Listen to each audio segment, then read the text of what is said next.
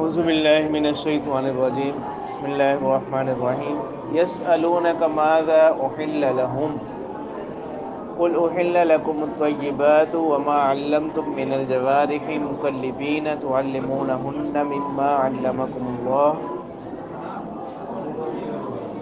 فکلوا مما امسکن علیکم واذکروا اسم اللہ علیہ واتقوا اللہ ان اللہ سریع الحساب۔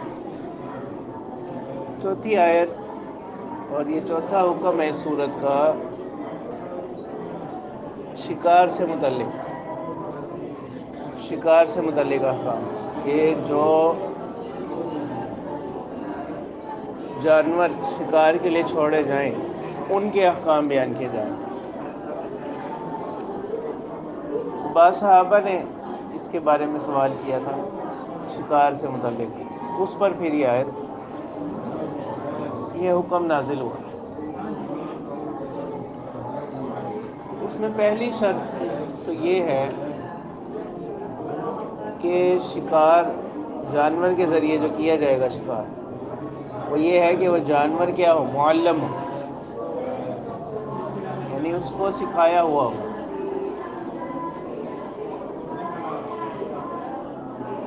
اور دوسری شرط یہ کہ اس کو اسی طریقے پر سکھایا گیا ہو جو اللہ تعالیٰ نے بتلایا۔ تیسری شرط یہ ہے کہ اس جانور نے اس شکار میں سے خود نہ کھایا ہو، اس میں سے خود کچھ نہ کھایا ہو۔ اور اسی طرح ایک شرط یہ ہے کہ اس کو چھوڑتے وقت اللہ کا نام لیا ہو، چھوڑتے وقت اس پر اللہ کا نام لیا ہو، تو وہ کس کے قائم مقام ہو جائے گا؟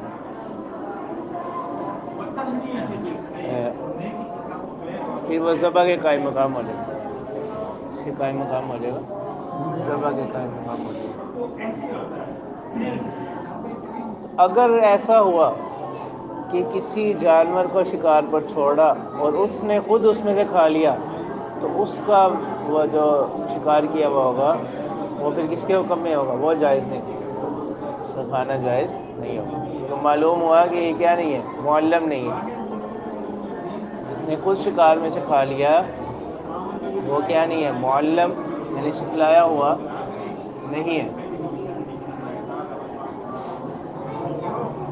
اس طرح باز ہے، باز کے ذریعے سے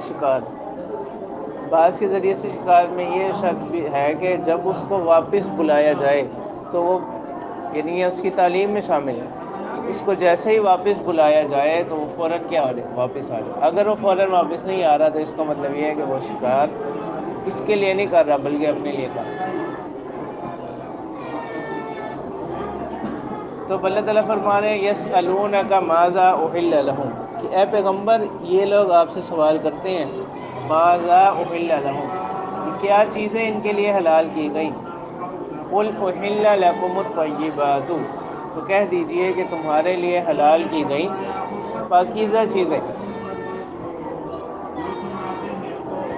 یعنی جانوروں میں سے جو چیزیں پاکیزہ ہیں وہ تو اللہ نے بندوں کے لیے کیا کر دی، حلال کر دی۔ اور جن کی طبیعت میں کوئی برائی ہے، کوئی خباثت پائی جاتی ہے، تو اللہ تعالیٰ نے ان کو بندوں پر کیا کر دی، حرام کر دی۔ اور حاصل یہ کہ جو چیزیں حرام کی گئی ہیں وہ ان میں سے ایسی ہیں جو انسان کے جسم پر اثر انداز ہوتی ہیں اور یا اس کے اخلاق پر، انسان کے جسم پر اثر انداز ہوتی ہیں، یعنی اسے کسی نہ کسی بیماریوں میں مبتلا کر دیتی ہیں، یا اس کے اخلاق پر اثر انداز ہوتی ہیں، اور یا جسم اور اخلاق دونوں پر اثر انداز ہوتی ہیں، جسم اور اخلاق دونوں پر اثر انداز ہوتی ہیں۔ ایسی چیزوں کو شریعت نے کیا کر دی، حرام قرار دیا۔ اور رہی بات یہ کہ جانور پر یعنی ذبح کے وقت اللہ تعالیٰ کا نام کیوں لیا جاتا ہے، اس میں حکمت یہ ہے کہ عام طور پر یہ بھی جاندار ہے، انسان بھی جاندار ہے، باقی جو جانور ہیں وہ بھی جاندار ہیں، تو جانداروں ایک جاندار کے لیے دوسرا جاندار قیاس کا تقاضا یہ کہ حلال نہیں ہونا چاہیے، لیکن اللہ تعالیٰ نے اپنی رحمت سے، اپنی حکمت سے بعض جانداروں کو انسانوں کے لیے کیا کیا؟ حلال کیا۔ تو یہ اللہ تعالیٰ کی ایک بڑی نعمت، اسی نعمت کے شکر کے طور پر ذبح کے وقت اللہ کا نام لینا یہ کیا ہے؟ ضروری۔ ذبح کے وقت اللہ تعالیٰ کا نام لینا یہ کیا ہے؟ ضروری۔ تو اسی وجہ سے ہمیں پڑھا ہے کہ اگر کسی نے جان بوجھ کر اللہ تعالیٰ کا نام نہیں لیا ذبیحہ کے وقت، تو پھر اس کا ذبیحہ کیا ہوگا؟ مردار کے حکم میں ہوگا، لیکن ذبح ہی کر رہا ہے نا وہ۔ اگر کسی نے جان بوجھ کر تسمیہ چھوڑ دیا تو اس کا ذبیحہ کیا نہیں ہوگا؟ جائز نہیں ہوگا، اس کا کھانا حلال نہیں ہوگا، وہ مردار کے حکم میں ہوگا۔ تو اللہ تعالیٰ نے جہاں اس کو حلال کیا ذبیحے کو، اس کے ساتھ یہ بھی بتلا دیا کہ حلال ہمارے بتلائے ہوئے طریقوں کے ساتھ ہی حلال ہوگا، جو حلال ہوگا ہمارے بتلائے ہوئے طریقوں کے ساتھ ہی کیا ہوگا؟ حلال ہوگا۔ اور پھر اس میں ان لوگوں کی بھی تردید ہوگی کہ بعض لوگ جو مطلقاً کسی بھی جانور کے کھانے کو کیا سمجھتے ہیں؟ غلط سمجھتے ہیں، ان کی بھی تردید ہوگی، اور جو ہر قسم کے جانوروں کو کھانے کو کیا سمجھتے ہیں؟ صحیح سمجھتے ہیں، اور اس میں یعنی حلال حرام کی، پاکیزہ اور خبیث کی تمیز نہیں کرتے، ان کی بھی تردید ہوگی۔ تو شریعت اسلام یہ کیا ہے؟ درمیان میں ہے، نہ تو اس میں افراط ہے نہ تفریط۔ درمیان کی راہ پر چلتے ہوئے اسلام نے بعض جانوروں کو اللہ تعالیٰ نے حلال ٹھہرایا اور بعض جانوروں کو اللہ تعالیٰ نے حرام ٹھہرایا۔ اب اسی چیز کو اللہ تعالیٰ بیان فرما رہے، قُلْ أُحِلَّ لَكُمُ الطَّيِّبَاتُ، کہ اے پیغمبر ان سے کہہ دیجئے کہ تمہارے لیے حلال کر دی گئی پاکیزہ چیزیں، اور وَمَا عَلَّمْتُم مِّنَ الْجَوَارِحِ، اور جو تم سکھلاتے ہو، من الجوارح شکاری جانوروں، مکلبین کے معنی کیے ہیں مرسلین، ان کو چھوڑتے وقت، شکار کے لیے چھوڑتے وقت۔ وما علمتم من الجوارح، اور جو تم سکھلاؤ شکاری جانوروں کو، مکلبین شکار پر چھوڑتے وقت، تعلمونہن مما علمکم اللہ، اور تم ان کو سکھلاؤ گے مما ان میں سے جو اللہ نے تمہیں سکھلایا، یعنی وہی کہ یہ شکاری جانور خود اس میں سے کچھ نہ کھائے، خود اس میں سے کچھ نہ کھائے، اس طور پر یہ شکار کرے، اور اگر کوئی باز وغیرہ ہے تو وہ اس کے پہلی مرتبہ بلانے پر واپس آئے، تو یہ اسی حکم سے ہے یہ، ٹھیک ہے۔ تو پھر اس میں ایک اور شرط بھی ہوگی شکار کے حلال ہونے میں، جیسے پہلے بیان کیا، ایک شرط اس میں یہ بھی ہوگی کہ وہ جانور بھی کن میں سے ہو؟ حلال چیزوں میں سے، وہ جانور بھی حلال چیزوں میں سے۔ فَكُلُوا مِمَّا أَمْسَكْنَا عَلَيْكُمْ، تو تم کھاؤ ان میں سے، أَمْسَكْنَا عَلَيْكُمْ، جو وہ جانوروں نے تمہارے لیے روک کے رکھا، جو جانوروں نے تمہارے لیے روکا، وَاذْكُرُوا اسْمَ اللَّهِ عَلَيْهِ، اور ان کو چھوڑتے وقت ان پر کیا کر لو؟ اللہ کا نام بھی لے لو، وَاتَّقُوا اللَّهَ، اور یہ جو ہم نے شکار کو تمہارے لیے کیا رکھا ہے، اس کو تمہارے لیے مباح کر دیا، جائز کر دیا، تو ایسا نہ ہو کہ اس شکار کے پیچھے لگ کر تم اللہ کی یاد سے غافل ہو جاؤ۔ وَاتَّقُوا اللَّهَ میں ایک تو اس طرف اشارہ ہے، اور ایک اشارہ اس طرف کہ یہ جو شکار کا حلال کرنا ہے، اس کی جو اباحت ہے یہ شرائط کے ساتھ ہے، تو تم ان شرائط کو کیا نہ کر دو، پسے پوچھ نہ ڈال دو، نظر انداز نہ کر دو۔ وَاتَّقُوا اللَّهَ، اللہ سے ڈرتے رہو، اللہ سے، ان اللہ سریع الحساب، بے شک اللہ تعالیٰ جلد حساب لینے والے ہیں۔ الیوم احل لکم الطیبات، آج کے دن، یعنی اسی دن کی عظمت کی طرف اشارہ نہیں ہے، عرفہ کے مقام پر یہ آیت نازل ہوئی ہے۔ آج کے دن احل لکم الطیبات، حلال کر دی گئی تمہارے لیے پاکیزہ چیزیں، حلال کر دی گئی تمہارے لیے پاکیزہ چیز ہے. وَطَعَامُ الَّذِينَ أُوتُوا الْكِتَابَ حِلٌّ لَكُمْ. اب یہاں سے اللہ تعالیٰ اگلا حکم بیان فرما رہے ہیں. تو یہ پانچواں حکم ہے کہ وَطَعَامُ الَّذِينَ أُوتُوا الْكِتَابَ حِلٌّ لَكُمْ. کھانا ان لوگوں کا جن کو کتاب دی گئی حِلٌّ لَكُمْ وہ تمہارے لیے کیا ہے؟ حلال. تو یہاں کھانے سے مراد گندم، سبزی، روٹی وغیرہ یہ چیزیں مراد نہیں. کہ کھانے سے مراد کیا ہے؟ ذبیحہ. اس کی جو تفسیر کی گئی آپ صلی اللہ علیہ وسلم نے جو اس کی تفسیر فرمائی، صحابہ نے جو اس کی تفسیر فرمائی، وہ کیا ہے کہ تو عام سے یہاں مراد کیا ہے؟ ذبیحہ. باقی عام کھانے پینے کی چیزیں وہ تو ویسے ہی حلال ہے نا. تو یہاں تو عام سے مراد ذبیحہ.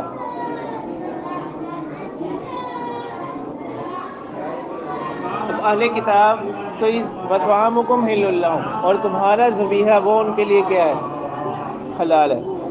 تمہارا ذبیحہ ان کے لیے حلال. یعنی تم اگر اپنے ذبح کیے ہوئے میں سے ان کو کچھ دے دو تو وہ ان کے لیے کیا ہوگا؟ حلال ہوگا.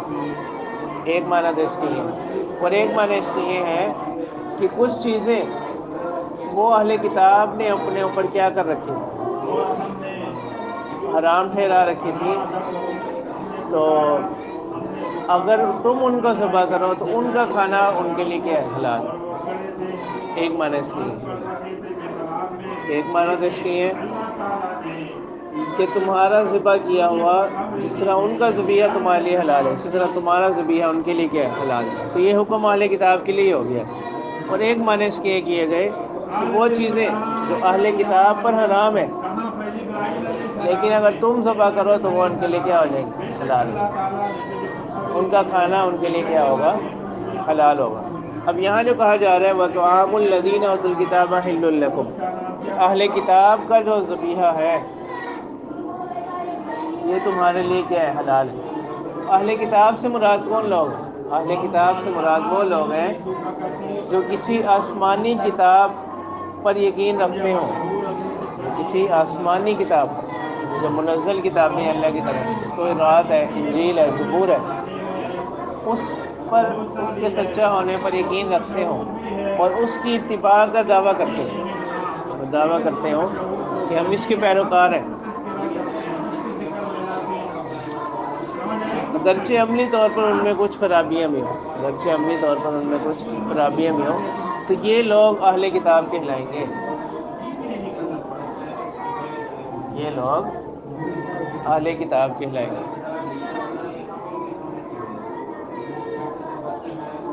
ان کا ذبیحہ حلال ہونے کی جو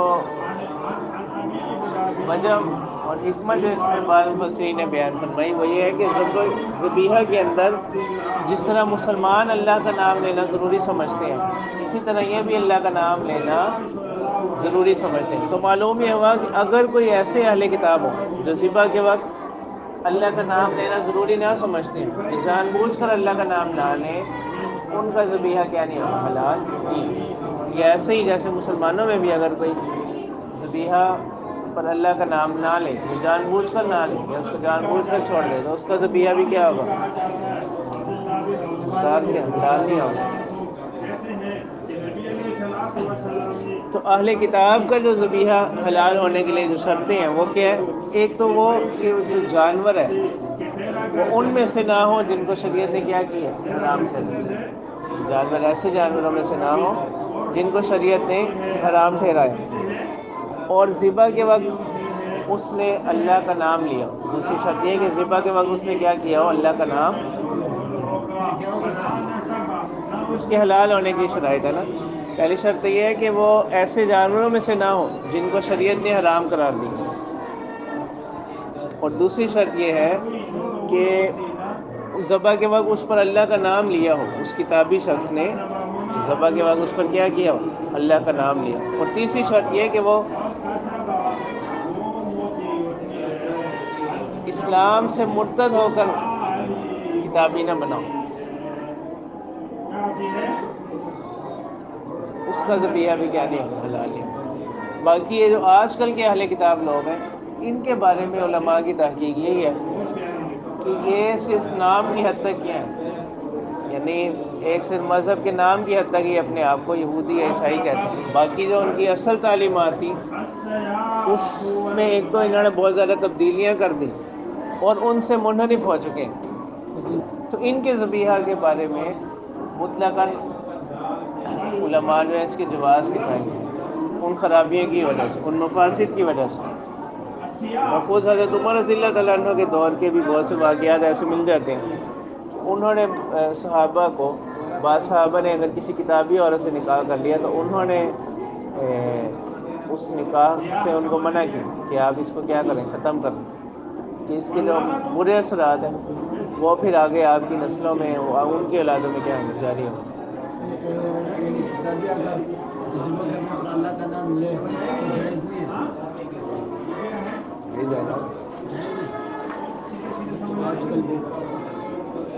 آج کل کے اہل کتاب کے بارے میں تو تحقیق یہ ہے نا کہ ان میں سے زیادہ تر لوگ صرف نام کی حد تک اہل کتاب، احتیاط اسی میں ہے۔ اسی طرح اللہ تعالیٰ فرما رہے ہیں، ایک حکم تو ہو گیا ذبیحہ سے متعلق، دوسرا حکم والمحصنات من المؤمنات کہ حلال کر دی گئی، یہ سارا عطف کس پر ہو رہا ہے؟ احل لکم الطیبات پر۔ تو اللہ تعالیٰ فرما رہے ہیں حلال کر دی گئی تمہارے لیے پاک دامن اور پاکیزہ عورتیں من المؤمنات ایمان والوں میں سے، یعنی یہاں سے مطلق نکاح کے جواز کو بیان کیا جا رہا ہے۔ تو عفیفہ کی قید اس لیے کہ انسان نکاح میں ایسی عورت کو تلاش کرے، ایسی خاتون کو تلاش کرے کہ جو کیا ہو، پاک دامن۔ والمحصنات من الذین اوتوا الکتاب من قبلکم، اور حلال کر دی گئی تمہارے لیے پاکیزہ عورتیں من الذین ان لوگوں میں سے اوتوا الکتاب من قبلکم جنہیں تم سے پہلے کتاب دی گئی۔ تو معلوم ہوا کہ یہاں سے جو اجازت دی جا رہی ہے یہ صرف کتابی عورت سے نکاح کیا ہے، جو غیر کتابیاں ہوں، جیسے مشرکین ہو گئے یا اور جو مذاہب ہیں جو آسمانی مذاہب نہیں ہیں، ایسی عورتوں سے نکاح یہ کیا نہیں ہے، حلال نہیں ہے، ایسی عورتوں سے نکاح حلال نہیں ہے۔ تو اوپر جو کہا گیا تھا وَطَعَامُكُمْ حِلٌّ لَّهُمْ، تو مفسرین فرماتے ہیں کہ اس میں اشارہ اسی طرف ہے کہ جو ذبیحہ والا حکم ہے نا یہ جانبین سے ہے، اس کی اباحت جانبین سے ہے کہ مسلمانوں کا ذبیحہ اہل کتاب کے لیے حلال ہے اور اہل کتاب کا ذبیحہ مسلمانوں کے لیے کیا ہے، حلال ہے۔ اور جو نکاح کی اباحت ہے یہ جانبین سے نہیں ہے، نکاح کی اباحت جانبین سے نہیں ہے، یہ صرف جانب واحد سے ہے، یعنی مسلمان مرد کتابی عورت سے کیا کر سکتا ہے، مسلمان عورت سے بھی جس طرح نکاح کر سکتا ہے اسی طرح کتابیہ سے بھی کیا کر سکتا ہے، نکاح کر سکتا ہے۔ کتابی مرد مسلمان عورت سے نکاح نہیں کر سکتا۔ ذبیحہ کی جو اباحت ہے یہ جانبین سے ہے، نکاح کی جو اباحت ہے یہ جانب واحد سے ہے۔ مسلمان مرد کتابی عورت سے نکاح کر سکتا ہے، کتابی مرد مسلمان عورت سے کیا نہیں کر سکتا، نکاح نہیں کر سکتا۔ اذا آتیتموہن اجورہن، لیکن شرط یہ ہے کہ جب تم نے ان کو ان کے مہر کیا کر دی ہو، ادا کر دی ہو، جب تم نے ان کو ان کے مہر کیا کر دی ہو، ادا، چاہے مسلمان عورت سے نکاح کرو یا کتابی عورت سے، لیکن شرط یہ ہے کہ ان کو کیا کر دیا ہو، ان کے مہر ان کو ادا کر دیے ہو، اور اس کے ساتھ ساتھ محسنین، کہ اس نکاح سے مقصد کیا ہو، پاک دامنی مقصود، محسنین قلعہ بند ہوتے ہوئے، پاک دامن ہوتے ہوئے، غیر مسافحین، نہ کہ گناہ کے ارادے سے، نہ کہ گناہ کرتے ہوئے، ولا متخذی اخدان، اور نہ ہی چھپ کر دوستیاں کرتے ہوئے، یعنی ان سے صرف نکاح کی اجازت ہے اور گناہ کی اجازت نہیں ہے، اور نہ ہی دوستیاں اور تعلقات بنانے کی اجازت ہے، چاہے مسلمان عورت ہو یا کتابی عورت ہو۔ تو غیر مصافحین میں ظاہری گناہ کی طرف اشارہ ہے، اور ولا متخذ اخدان میں چھپ کر گناہ کرنا، بدکاری کرنا، اس طرح اشارہ ہے۔ تو یعنی اللہ تعالیٰ فرما رہے ہیں کہ ان سے جو اجازت ہے وہ صرف نکاح کی حد تک ہے، کہ نکاح کی اجازت ہے، اور نکاح کا بھی مقصد کیا ہو، پاک دامنی مقصود ہو، صرف محض کیا نہ ہو، غیر مسافین، یعنی خواہش کا پورا کرنا مقصود نہ ہو، ولا متخذی اقدان، اور نہ ہی دوستیاں لگانی مقصود ہے۔ تو اللہ تعالیٰ فرما رہے ہیں وَمَن يَكْفُرْ بِالْإِيمَانِ، تو جو کوئی بھی ایمان سے منکر ہو جائے گا، یہ کفر کرے گا ایمان سے، فقد حابط عملہ، اس کے عمل کیا ہوگا، ضائع ہو جائے گا۔